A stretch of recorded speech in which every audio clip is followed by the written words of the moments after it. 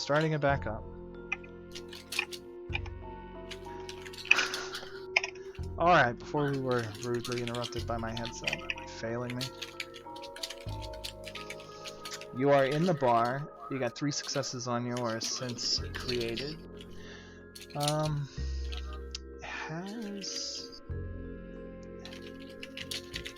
Before this, has Echo ever come across another created? No, because she's actually one of the, fairly uncommon ones who were made by humans and not other created. So she has a human creator, not a Promethean. So no, she's never actually seen her own come before.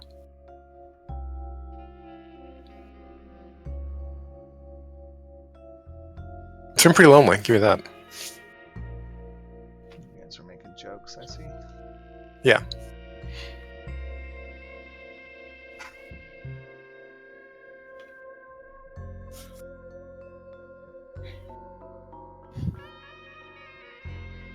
But even so, her ability to find her own kind is still there. It's built in. Yeah. Alright, so as you look about the room, you get this feeling. That individual, that's what it was. You're looking at this guy. He's big-ish. Like I said, you were looking at him. He could be tall. He's sitting, but he looks like he could be big.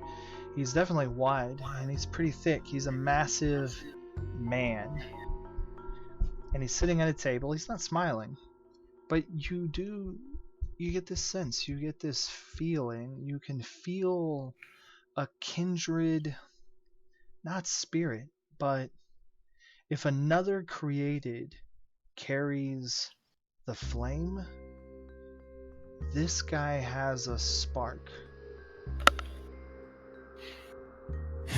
And so he doesn't feel like he's one of you, but this is the first time you felt that likeness from anybody else ever. And you definitely, know what the fire feels like. Yeah, it's in me. It's there. Keeps my heart beating. I know that feeling. All right, let's keep an eye on him and try to eavesdrop, right? Get close enough to listen without really walking up and saying hi. First, to see what's going on, right? What they're talking about, who they're talking to, and second, to kind of wait and see if this is a false lead and the real person I'm supposed to see is coming in a bit. Okay. So Echo's gonna kind of creep on over and eavesdrop. All right, you do that. You did get there early, but as time starts to pass, it gets closer to 7 p.m. and you watch this guy, and he doesn't really do anything. He's sitting at the table. He's not even really sipping his drink. To say he's nursing it would be generous. He does seem to keep an eye at the door. He's interested every time somebody comes in. But he doesn't make any kind of motion or do anything. Eventually it gets close to 7 p.m. and he's still sitting there alone.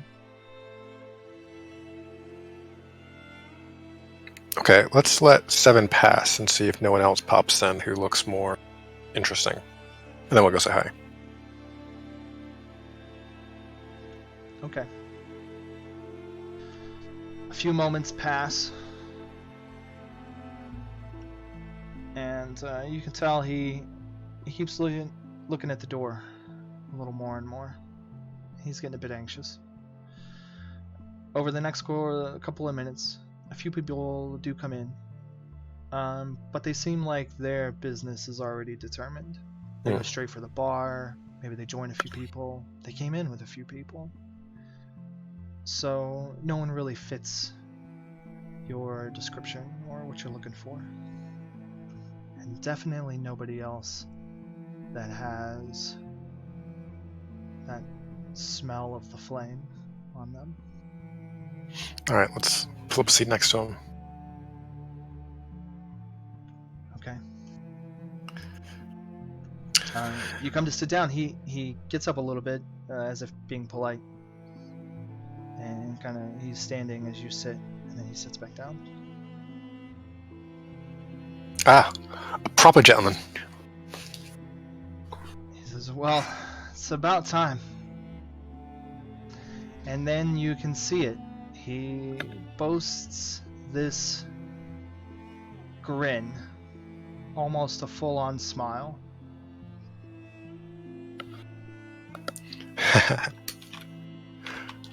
All right. Echo's gonna smile back.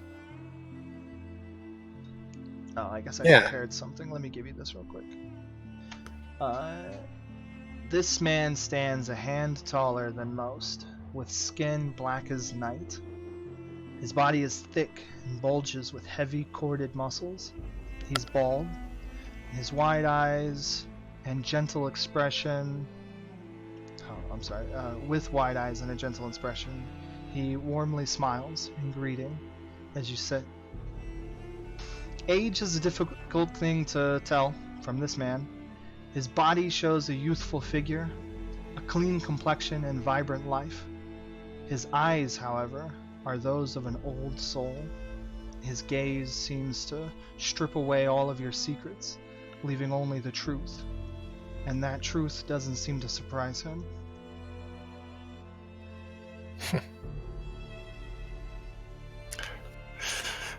All right, so Echo goes on and has a seat. You expecting someone? Well, you. But you knew that.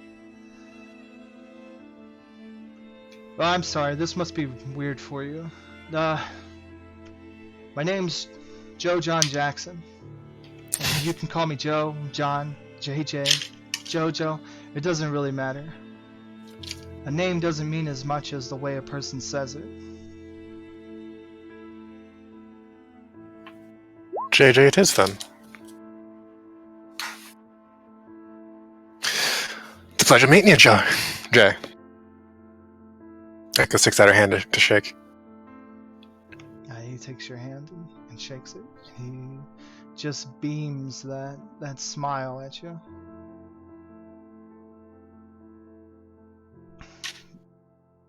Echo, they call me. Oh, I know. I've been watching. Do you?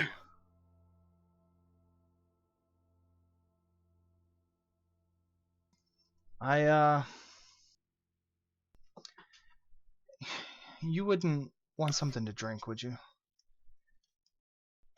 He raises a hand. He flags down a waitress and orders a couple of whiskeys. Thank you. I guess although my background music doesn't tell you it, the place is of course a jazz bar, and there's jazz music poppin'. going on in the background. Yeah. He says, I didn't start liking music until the beginning, in one ear and out the other. Afterwards, though, that's when music seemed to touch my soul. It really speaks to me deep down. Echo's gonna take a second to think of her relationship with music. And at the end, she has to just shrug and say, "Don't really get the appeal myself."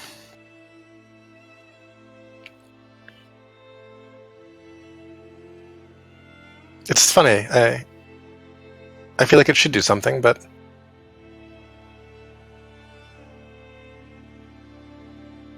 I wonder if it's like what it's like being colorblind. I guess I never thought about it like that. Maybe you'll know the difference someday, when you get back to the beginning. That's what I call it. It seems like our people start things at the end. We're born from a pile of death and disaster. And if you're lucky, things will end in a fresh new beginning. Hopefully. Is that... My word, is that you? Have you... He shows you that smile again. And the drinks are delivered soon after.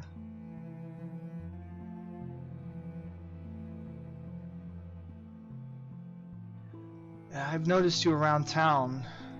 You seem to be alone. And I don't know that I can help you much. But I just wanted you to know that you're not entirely alone. I've never even met my own kind before, so to speak. I'm afraid we're not a very friendly bunch.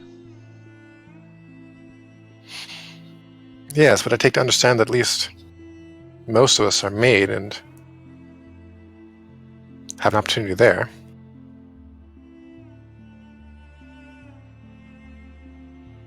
To meet their creator, if no one else.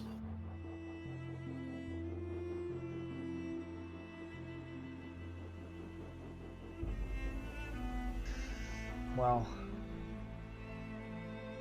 it seems to me you've gotten yourself in a bit of a dark place lately. It's honestly probably what drew my attention to you the most. I do get angry on occasion. Everybody does. My anger tends to be rather disastrous. Humans aren't so different. Perhaps I'm learning more than I thought.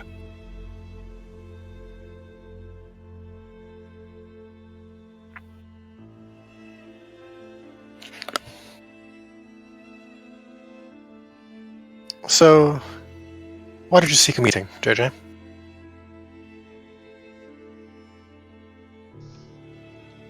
Well, like I was telling you, I've traveled this road before, and it's long. There's a lot of holes you can fall in along the way. And I might not be able to help you through it, but I can show you that there's an end to it all. And maybe I can give you a bit of advice.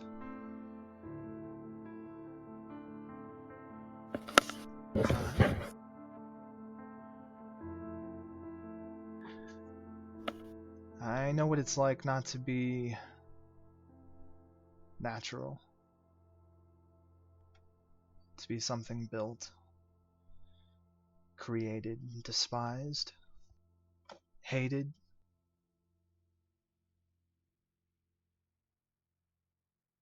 And you've made it through. You've really done it.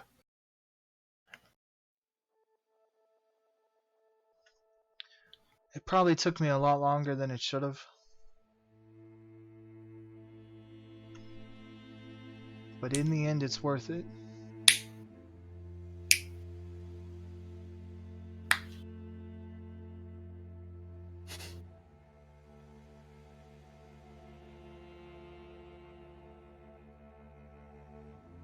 It's good to know that there's hope.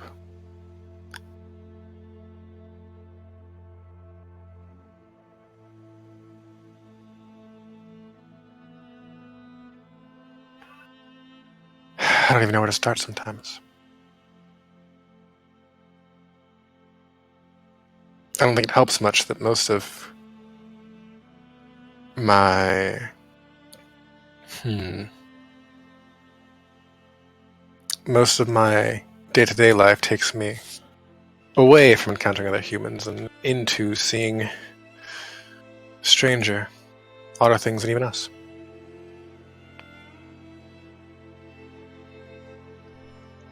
Well, that can't be all bad. Probably best you ease yourself into the normal people.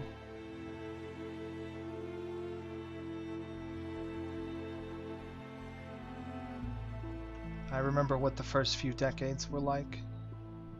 Still trying to figure myself out.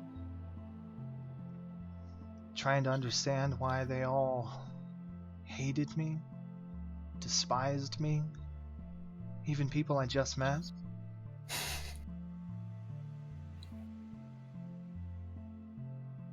It should have been real easy. I was made to be a hard-working man. That's what I was built for. Work. And people appreciate that more than anything else. Hard work. I've been a coal miner, a fisherman, a lumberjack. I worked the fields. Man, have I worked the fields. Picking cotton. Sorry, I couldn't help it. But in the end, they hated me for it.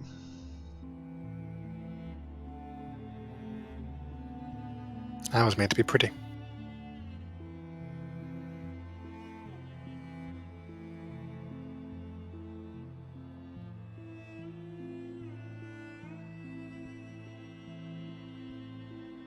And they hate me for it too.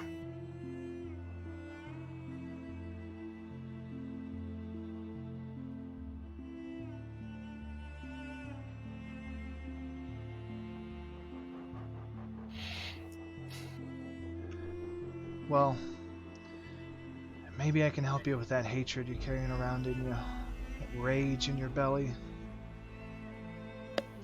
I do hope so. See, what they don't tell you is that we all get one. And he raises his head, shows you his neck, and he has a pale scar that runs all the way across his neck.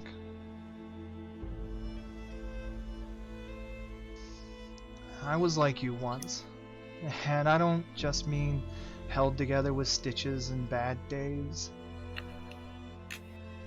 I let the rage inside burn so bright that it took control. I just lost my only two friends. It seems we overstayed our welcome, which for our kind can be a fine line. And for the next few weeks I was a real terror. I did some bad things, and I hurt a lot of people. Real bad. In the worst kind of way, you know? Echo nods. She's beat people to death before. Well, that kind of living catches up faster than a steam engine. And before I knew it, they put me in the gallows. And they said their words. Preacher man said, "God, please forgive this wayward soul," which rang hollow with me at the time. But then I'll tell you what.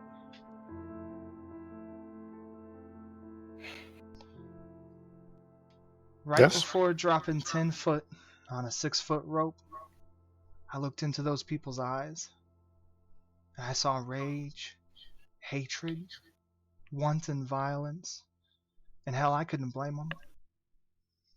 Then I saw something unexpected from a child right in the front row. A simple but pure expression of mercy. An honest sadness for a life wasted. My life wasted.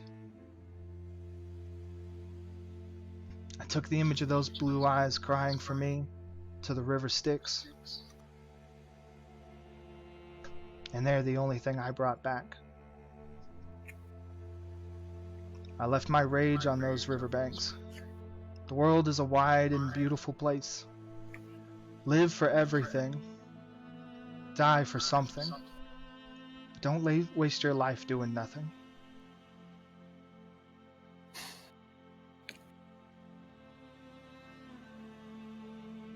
That guy's gonna take a sip of that whiskey. I believe you do. You might have. You get to teach me after all.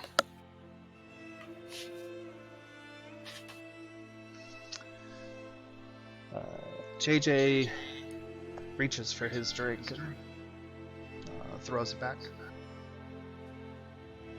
You see a tear fall from one eye. And as he puts the drink down, He reaches back behind him and he pulls out something and sets it on the table between the two of you. And as he pulls his hand back, you see it's a couple of rolls of cloth all bound together, kind of like rolled up in little, like rolls and bound. They look like gauze or medical bandages.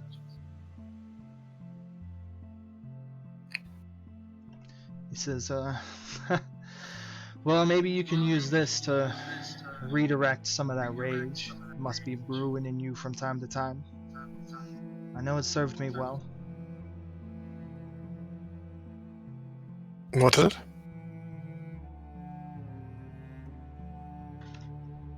They're wraps for your hands. Boxers use them. Protect their hands from all the beating. I think you'll find they do a bit more than that for you. Echo will pick him up and put him in her bag. Anyway. I can work in the mine for 2 days straight without getting tired, but talking with you has worn me out. I think I'm gonna go. Echo nods. Perhaps another time. Same place? Yeah. Yeah, another time. Echo nods again. Thank you.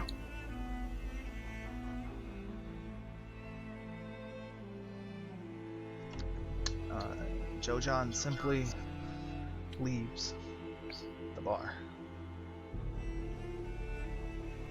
Walks out into the Chicago night.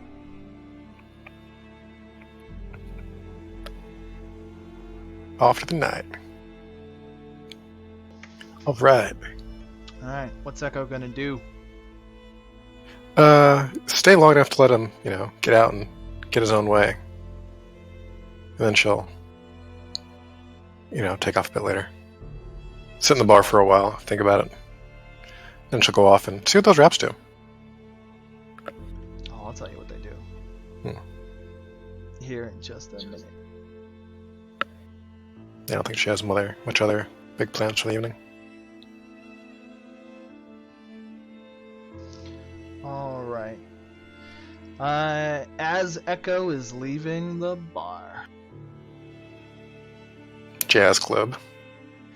Yeah, jazz bar club. You step out into the Chicago street. From across the street, you get a sense.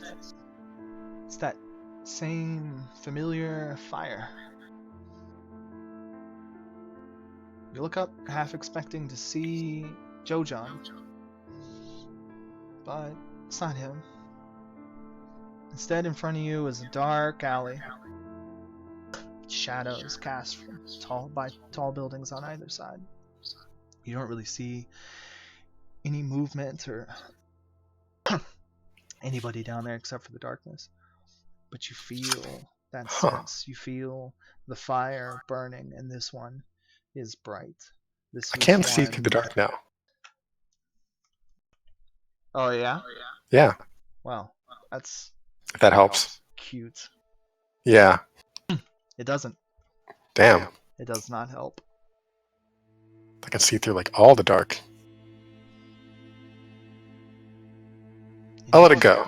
You can feel the fire, and like I was starting to say, it's stronger than yours. Damn.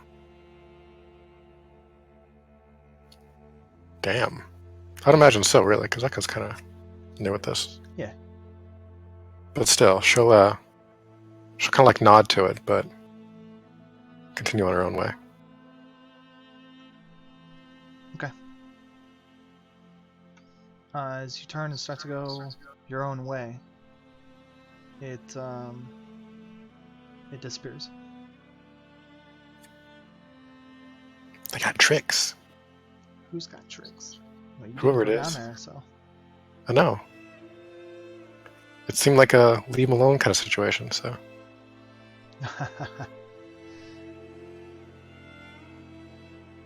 All right. Well then, these fist wraps will allow Echo to basically convert any of her melee force, boom, into a ranged strike. When you strike something else, you can deliver the force at a range. Okay, so you I can like punch the wall and hit something 30 feet away. Oh snap! So I can punch Jasper and hit the other guy too. Yes, and it doesn't damage whatever you hit. See, look, you'll be fine. You'll be fine. It might be. Yeah. It'd be a great prank. So this will let you melee at basically a 20-foot range increment. That's what it is. Okay. So what is that? That's 20, 40, 80. Yeah. Okay. Awesome.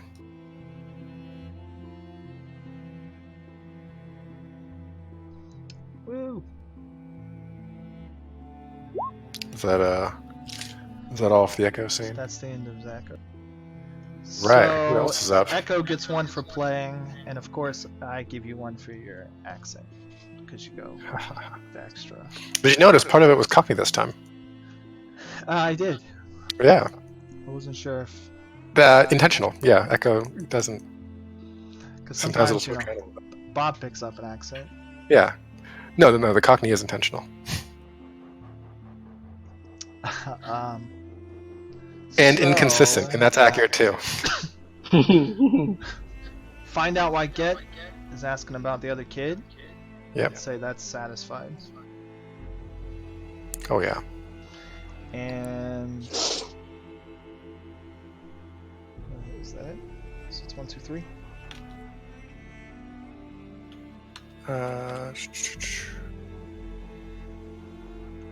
You don't get the It's gonna be cheatery everything mage for one where you just get one for doing supernatural stuff. No, I don't. Because we're not cheater mages. I'm not cheater mages. Gotta work for it. Gotta do that accent. Didn't pick the easy way out. Okay. Once per chapter, take a beat when a character reacts to a tense or dangerous situation with precise thought and action informed by careful study and planning. So she went into this meeting early and disguised and on the lookout for trouble. Okay. Can I pull that one? Yeah. Right. Yeah, I'll take that. That's my special for my roll. All the rolls have a way to get a beat.